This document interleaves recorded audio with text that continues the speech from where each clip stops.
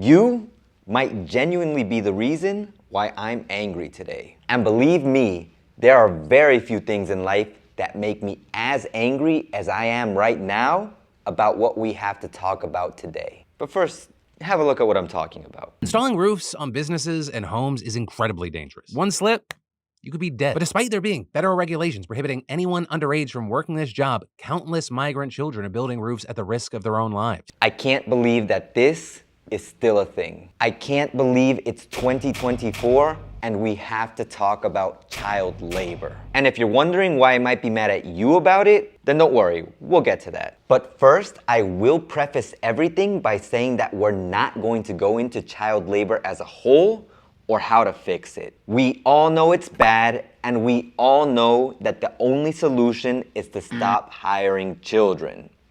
Period. No, today we're going to talk about why it makes me mad, since it does actually relate to the reality that Ecuadorians and most Latin Americans live through. Philip DeFranco says it himself. In fact, the New York Times didn't just find 100 kids who are working on America's roofs right now. That was the number they spoke to, some of which who started when they were elementary school age. We're talking about kids moving heavy bundles of shingles up ladders without safety gear, balancing on steep inclines for hours at a time, and working through heat waves on black tar rooftops that scorch and blister hands. So basically, it's not bad enough that there are children working, but the States has migrant children working some of the worst jobs possible? Why? Well, according to reports, subcontractors are struggling to find adults to fill these positions. And this is you have roofing industry experts saying that the South has seen residential building booms while the industry battles a labor shortage. I actually do think it's pathetic that the solution to we can't find adults willing to do the work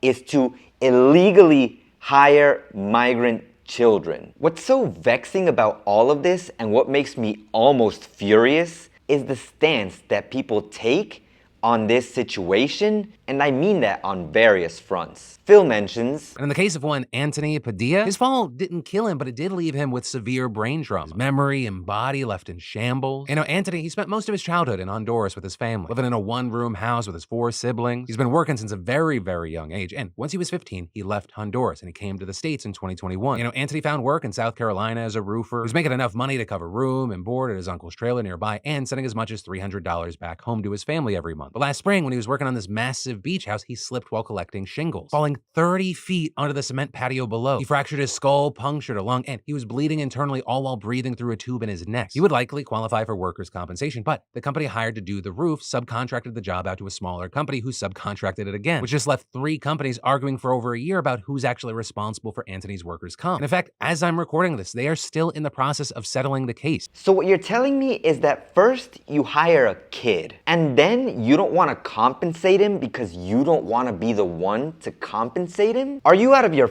fucking mind? I'm angry enough that rehabilitation centers wouldn't take him because he didn't have insurance, but for a company who knowingly hired a kid to want to waste time while this kid is suffering is absolutely appalling. And before anyone keyboard warriors a comment about he shouldn't be attended because he doesn't have health insurance, first of all, how does it feel to nitpick something so not smart, for lack of a better term? To look at a kid suffering, to know that his family doesn't have the means to be able to take care of him, to know that he was paying rent in the States, and even then, he was sending money back to his family in Honduras, to know that he needs attention after such a fatal accident. And knowing all of that, you're gonna talk about he needs insurance? Man, if that's you, you might want to get some help. Maybe contract that health insurance that you think that this kid needs. So really, what makes me angry about child labor isn't the reason why the children do it. The children do it because they feel the need to do it, because they have a necessity. No, what truly makes me angry is the fact that the companies hire these children out of convenience. It doesn't hurt that they're cheaper to employ. Think about it this way. There are so many rules and regulations in place that sometimes, just for existing, you can get in trouble. But you have children working and you don't punish the companies who are hiring these children, or, well, according to Phil. And the Department of Labor, who's in charge of enforcing child labor laws, they've done very little to address labor problems within the roofing industry. I mean, they brought an average of 7 cases per year in the last decade. And that, well, you had the Times saying they spoke with 20 child migrant workers as young as 13 years old on day labor sites, and that was just from one small city. Also, regarding the investigators, one career investigator told the Times that while she responds to all tips regarding child labor, she just isn't going to chase it down, saying, "I'm not going to make it my duty to go out and look for it." Inspectors sometimes fail to follow their own policy and alert child labor investigators. Sometimes they let the cases drop entirely. So correct me if I'm wrong. The job of the inspector is to investigate and report what they find. And you're telling me that these inspectors don't want to do their jobs? And before anyone says that Maybe they're understaffed.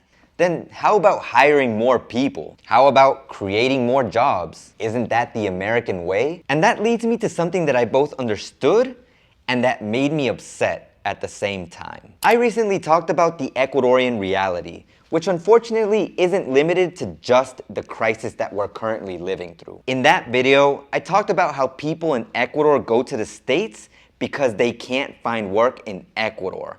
And even when they do, it pays miserably. In that video, I received a comment that basically said that people in Ecuador should stay in Ecuador and fix the problems in Ecuador instead of going to the States. So I understand and completely agree and acknowledge that Ecuador has problems and that if we're unhappy with those problems, that we should resolve them. But the reality is, if it were that easy, don't you think we would have done that already? On a countrywide scale, the general consensus is when you try to fix a problem that it will never get fixed because there's so much corruption. Alternatively, if a person tries to resolve the problem, then they'll be unalived, if you know what I mean. On a personal, individual Ecuadorian level, people are trying to resolve their problems each and every day. Every day, I see it up close as I see my dad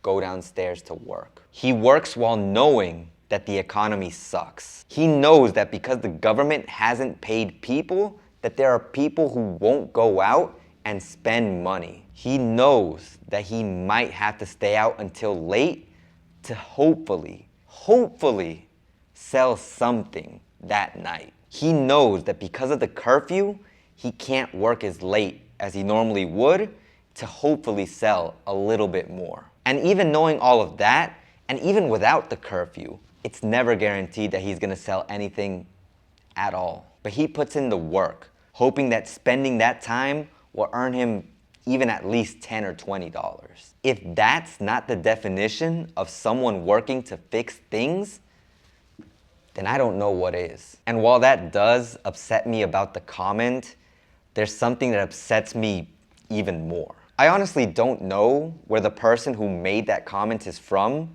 but what I find ironic about that comment is the fact that there are people who are leaving their countries to come to Ecuador for better opportunities all the time. I find it frustratingly ironic that the information that Philip DeFranco mentions talks about how migrant children are pretty much the ones who are building the States. Yet somehow, in some way, there's someone telling me that we shouldn't leave our country to find a better opportunity elsewhere. So many people worldwide acknowledge that the place that they're from has problems, and they want to leave that place to find better opportunities elsewhere. What exactly do you think is wrong with that? Using your logic, if you happen to be someone who's leaving your country because it has problems, should I tell you not to leave your country and to fix your own problems? Not so cool, is it? You always have to look at things from the other person's perspective. If you do, you'll probably notice that wasn't such a good thing to say, now was it? We don't all have the best opportunities. So sometimes we just want to look for the opportunity that's best for us. So basically, if you agree with the comment of Ecuadorians needing to stay in Ecuador to fix the problems in Ecuador, then yes, I am genuinely mad at you about that. But if you're a firm believer that it's okay to leave where you're at because you know you can find success and happiness elsewhere, then no worries, we're good. People want to live the best lives they can. And children should not be working to have better lives. I know things are tough, and I know why children go out to try to find work. And that's why it made me so angry to hear about what's happening with all this child labor and all the accidents that are happening to these children. But at the same time, it filled me with immense sadness because I know that there are children who feel like they don't have any other choice. But I hope that the day comes when they do have a choice. A day that the world is so abundant in wealth that no child ever has to work again, and that every child can spend time doing what every child should be doing. And it's no more and no less than being children.